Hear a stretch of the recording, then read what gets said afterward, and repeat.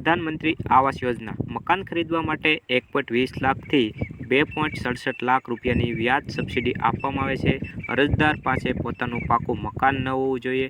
કુટુંબના અન્ય કોઈ સભ્યએ પણ ઘર ન ખરીદેલું હોવું જોઈએ। આવક પ્રમાણે કેટેગરી EWS વાર્ષિક આવક 3 લાખ હોવી જોઈએ।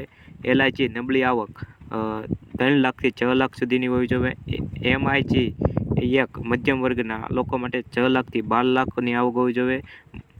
MIG2 મધ્યમ આવક 12 લાખથી 18 લાખ હોવી જોઈએ। મહિલાના નામે ઘર હોવું જોઈએ કેમ કે મહિલાઓને પ્રાથમિકતા આપવામાં આવે છે। આધાર કાર્ડ અને બેંક ખાતું જરૂરી છે। અરજી કેવી રીતે કરવી?